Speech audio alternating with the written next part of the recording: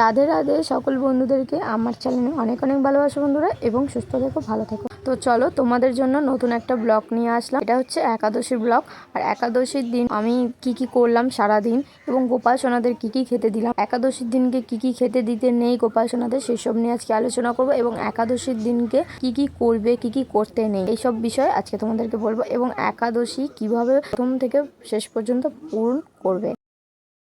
তো এরপর বলি, আমি ব্রহ্ম মুহূর্তে উঠে সব কাজ বাজ সেরে নিয়েছিলাম। এই যে উঠে প্রথম উঠেছিলাম 3:30 উঠে ঘর ঝাঁট দিয়ে মুছিয়ে সব বাকি সমস্ত সংসারের কাজ থাকে সেসবগুলো করে নিয়ে তারপরে কিন্তু চলে গিয়েছিলাম স্নান করতে। স্নান করে নিয়ে তারপর কিন্তু গোপাল সোনাদের কাছে চলে এসেছিলাম। আর তখন ঠিক 4:30 মতন বাজে, তখন আমার স্নান সেরে তারপরে কিন্তু গোপাল সোনাদের তুলতে এসেছিলাম।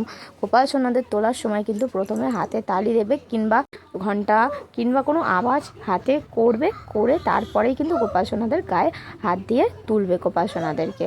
আর একটা কথা বন্ধুরা, একাদশীর দিনকে তোমরা অবশ্যই ব্রহ্ম মুহূর্তে উঠো। ব্রহ্ম মুহূর্তে উঠে কিন্তু সববার প্রথম সংকল্প যেটা হয়, সেই সংকল্প করে তারপরেই কিন্তু গোপাল সোনাদের সমস্ত পুজো শুরু করবে।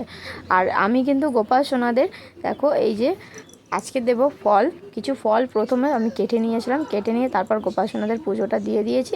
আর বাকি ঠাকুরদের আমি দিয়েছিলাম চিড়ে ভোগ। আর এই দিনটাতে তোমাদেরকে সবাইকে বলে দিই যে একাদশী যখনই আসবে তখনই কিন্তু তুলসী মাতা দেবীকে একটু যত্ন করবে, সেবা করবে, কিন্তু টাচ করবে না, কিংবা তুলসী পত্র কখনো ছিঁড়বে না। একাদশীর দিনকে তুলসী পত্র ছিঁড়তে নেই, কিংবা রাধা মাধব, গোপাল সোনা এবং তুলসী দেবীকে কখনোই চিড়ে ভোগ বা পঞ্চশস্যর মধ্যে যে খাবারগুলি পড়ে সেসবগুলি একদমই দেবে না। এই দিনটাতে বাদ দিয়ে অন্য দিনকে তোমরা পঞ্চশস্য দিতে পারো, পরের দিন দিতে পারো, কিন্তু যে টাইমটা আছে একাদশীর টাইমের পরেই কিন্তু তোমরা দিতে পারো পঞ্চশস্য কিংবা অন্নভোগ। কিন্তু একাদশীর যে টাইম, নির্দিষ্ট টাইম পূরণ হবে তারপরেই কিন্তু তোমরা চিড়ে ভোগ কিংবা অন্নভোগ যেটা আমরা বলে থাকি, সেই ভোগটা পরের দিনকে দিয়ে তারপরেই কিন্তু তোমরা সোনা এবং রাধা মাধব কিংবা তুলসী দেবীকে ভোগ লাগিয়ে তারপর কিন্তু সেই ভোগটা খেতে পারো। এবং সেই দিনটাই।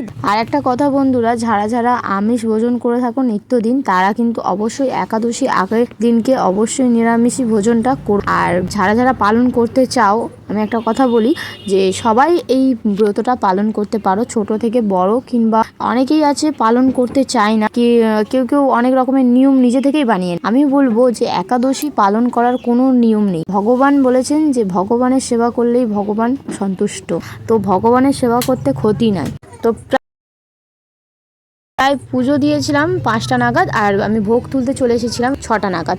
আর এই ভোগটা আমি তুলে কিন্তু নিজে গ্রহণ করবো। আর এই টিফিন বক্সের যে কাজু বাদাম আর বাতাসাগুলো আমি দিয়েছিলাম, এটা কিন্তু রাতের গোপাল সোনাদের আমি রাতের বেলায় দিয়ে দিয়েছিলাম, যেহেতু পরের দিন একাদশী, তার জন্য কিন্তু কাজু বাদাম আর বাতাসাই দিয়েছি। আর যে সমস্ত ভোগগুলো আমি নিচ্ছি, এই ভোগগুলো কিন্তু আমরা নিজেরা গ্রহণ করবো। কিন্তু চিড়ে ভোগগুলো যেগুলো এইগুলো কিন্তু আমি কুকুরটা যাকে খাবার দিই ওর জন্য কিন্তু আমি রেখে দিই তুলে।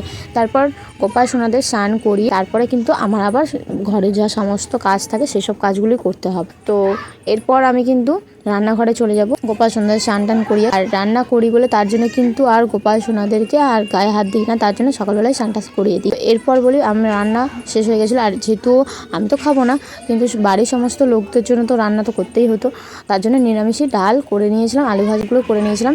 আর সমস্ত কাজ সারার পরে তারপরে কিন্তু আমার মেয়েকে স্কুলে দিতে চলে গিয়েছিলাম। স্কুলে যাওয়ার সময় গোপাল সোনাদেরকে 1 গ্লাস আমি জল তুলসী পাতা দিয়ে ঢাকা দিয়ে তারপরেই কিন্তু দিয়েছিলাম। যেহেতু আমি চলে যাচ্ছি, কখন আসবো তার কোনো ঠিক নেই, গোপাল সোনাদের জন্য এই জলটা আমি দিয়ে যাব।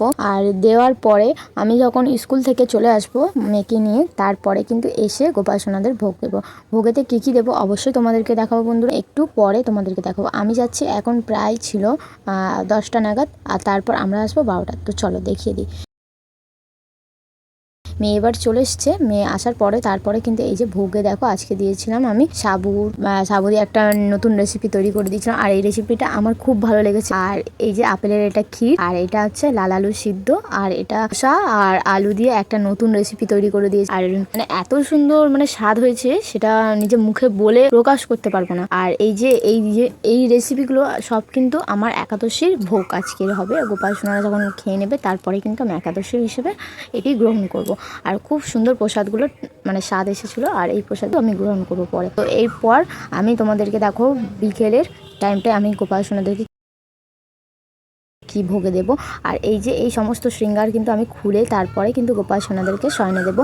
হালকা একটা ড্রেস পরাবো, মুখ মুছিয়ে ভালো করে, তারপরে কিন্তু গোপাল সোনাদেরকে শয়নে দেবো। আর একটা কথা হচ্ছে বন্ধুরা, একাদশীর দিনকে কিন্তু একদমই তুলসী গাছে স্পর্শ করা উচিত নয়, তার জন্য কিন্তু তুলসী পাতা তুলবে না। আর তুলসী পাতা রবিবার দিনকেও তুলতে নেই। যদি খুব প্রয়োজন হয় তাহলে কিন্তু তোমরা তুলসী গাছের নিচে যে তুলসী পত্রগুলো পড়ে থাকে সেই তুলসী পত্র নিয়ে তোমরা সেবা করতে পারো। আর গোপাল সোনা যে বিছানাটায় শোবে সেটাও কিন্তু পরিষ্কার পরিচ্ছন্ন করে নিয়েছি। নেওয়ার পরে তারপরে কিন্তু গোপাল সোনাদেরকে শয়নে দিলাম।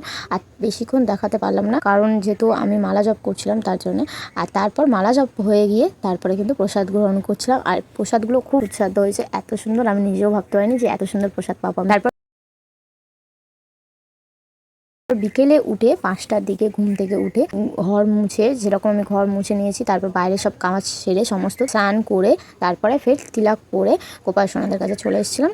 গোপাল সোনাদের শয়ন থেকে তুলে ভালো করে মুখ মুছিয়ে সুন্দর করে সাজিয়ে দিচ্ছি আর হালকা একটা ড্রেস পরিয়ে দিচ্ছি। ঘুম থেকে উঠে আবার একটা ড্রেস চেঞ্জ করে দিই, যেহেতু গোপাল সোনারা সারাদিন একটা পোশাক পরে থাকে। আবার আমাদের নিজেদেরই মানে একটা কেমন লাগে, আমার তো ভালো লাগে না, তোমাদের কেমন লাগে আমি জানি না বন্ধুরা। তো আমি গোপাল সোনাদের এই সমস্ত জিনিসগুলো, ছোট ছোট জিনিসগুলো একটু লক্ষ্য করে রাখতে পছন্দ করি।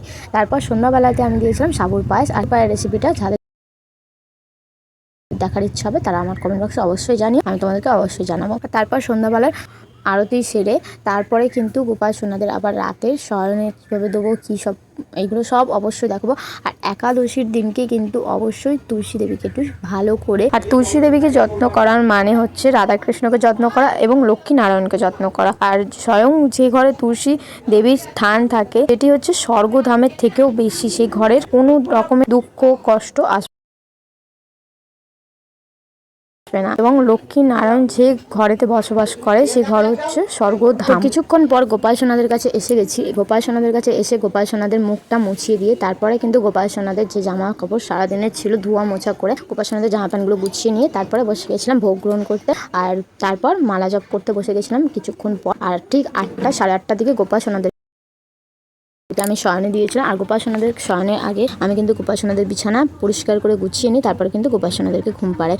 আর গোপাল সোনাদের শয়নের আগে আমি যেটা করে থাকি নিত্যদিন, সেটা হচ্ছে গোপাল সোনাদের কিছু খাবার আমি গোপাল সোনাদের টিফিন বক্সে ভরে রাখি এবং জলও দিয়ে রাখি। গোপাল সোনাদের যাতে খিদে পেলে আমার তো আর ডাকতে পারবে না, তার জন্য এইটা আমি দিয়ে থাকি। আর তারপর বলি সকালবেলার সেবাটা আমি তোমাদেরকে দেখাবো অবশ্যই। সকালবেলাতে ফের আমি 3:30 নাগাদ ফের উঠে গিয়ে গোপাল পুজোটা সেরে নিয়ে, আর এই ভোগটি যেটাই আমি দিলাম আঙুর ফল, এই ভোগটি খেয়েই কিন্তু আমি নির্দিষ্ট টাইমে আমার একাদশী পালন শেষ করব। আর একাদশীর টাইম শুরু হয়েছিল কিন্তু 6:57 আর শেষ হবে কিন্তু 9:30টার মধ্যে। তো এই টাইমের ভেতরেই কিন্তু আমার পুজো শেষ করলাম। তো ভিডিও শেষে কমেন্টে রাধে রাধে লিখো।